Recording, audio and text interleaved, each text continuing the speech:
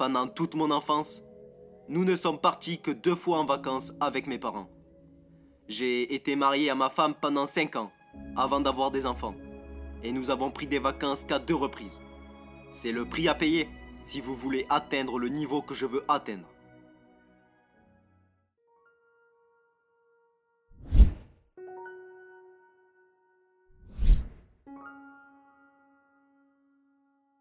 Quelle est la définition exacte de gagner? Je pense que nous avons tous une définition différente. Je crois que l'une des choses que j'aimerais vous partager est que je suis effrayé quand les personnes qui suivent mon parcours m'entendent dire que je vais acheter les New York Jets. Et je vais le faire. Vouloir racheter une équipe qui vaut plus de 3 milliards de dollars, c'est ce que je veux. Vous pouvez regarder sur mon livret de fin d'année de CM2, avant même que le fait d'avoir un business soit à la mode, c'est ce que je voulais faire. Et je suis tout aussi effrayé que mes objectifs mettent de la pression sur les épaules des personnes qui me suivent, pensant qu'elles doivent réussir des choses dont elles n'ont pas nécessairement besoin. Laissez-moi vous dire quelque chose. Je connais des dizaines de milliers de personnes, j'en connais des milliers personnellement, et je suis proche d'une centaine d'entre eux. Il n'y a aucune corrélation directe entre combien d'argent ils gagnent et leur niveau de bonheur. J'ai des amis qui gagnent 47 000 dollars à l'année et qui sont les personnes les plus heureuses que je connaisse. Leur équilibre entre leur vie professionnelle et leur vie personnelle sont parfaites. Ils jouent dans 2 équipes de foot différentes, ils jouent aux jeux vidéo, ils regardent la télé, ils partent en vacances 2 fois par an et ils sont heureux comme pas possible. Et je connais peu de gars avec qui j'ai grandi pendant l'essor de la Silicon Valley qui ont des centaines de milliers de dollars sur leur compte bancaire et qui sont seuls et qui se sentent misérables.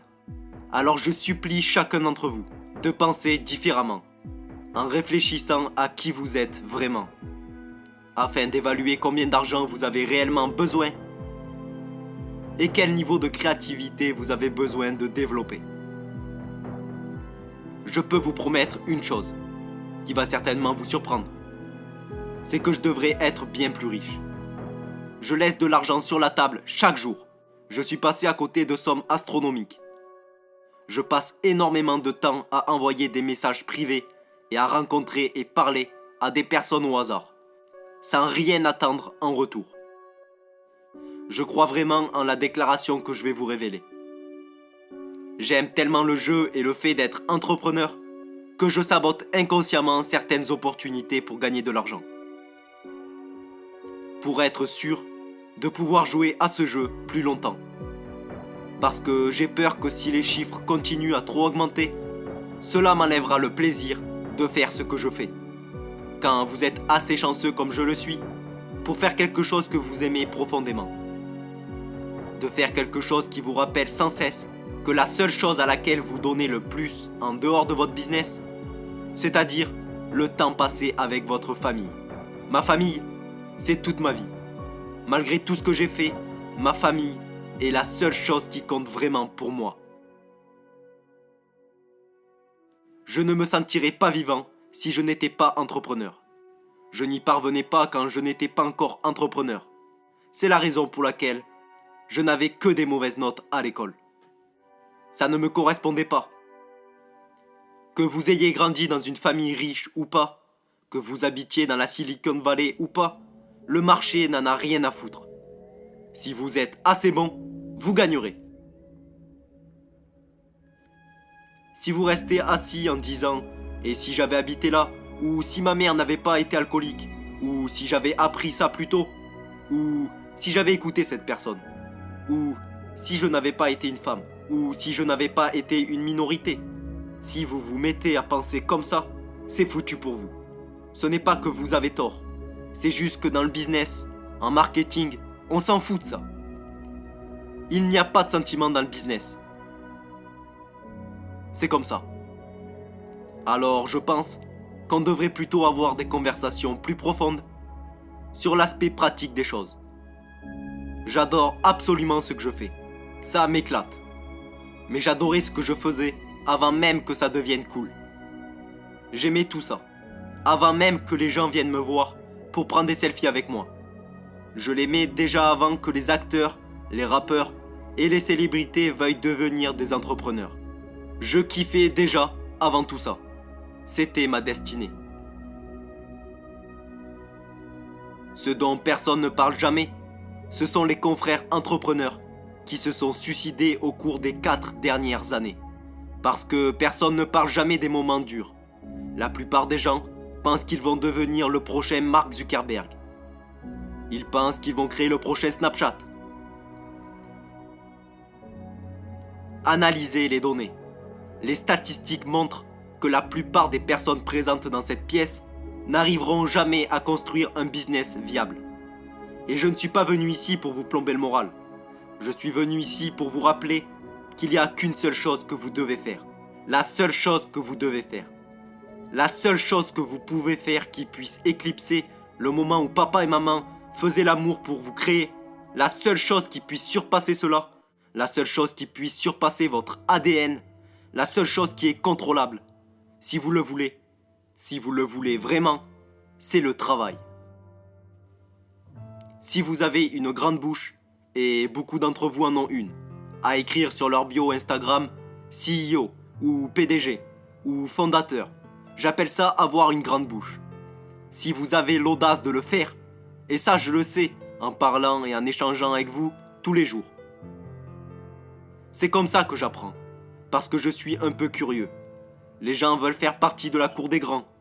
J'aime particulièrement quand quelqu'un m'envoie un message sur les réseaux sociaux en disant « Hey Gary, tu vas acheter les Jets, moi je vais acheter les Rams. » Tout le monde veut devenir propriétaire d'une équipe sportive. Après ce message, en général j'aime aller faire un tour sur le profil de la personne pour voir ce qu'elle fait, puis je lui envoie un DM. Et je suis genre « Salut mec !» Personne, absolument personne, à moins qu'il soit issu d'une famille riche, n'a déjà acheté les Rams en allant skier une semaine à 24 ans. Personne que vous connaissez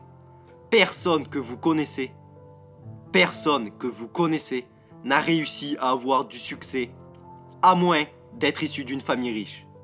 Personne que vous connaissez n'a réussi cela sans travailler comme un malade. Alors vous pouvez rester assis et parler de chance. Vous pouvez rester assis et vous trouver toutes les excuses possibles. Mais la seule chose que vous contrôlez vraiment, c'est votre éthique de travail. Donc, pour revenir au début de mon discours, vous devez déployer une sérieuse prise de conscience, afin de découvrir qui vous êtes.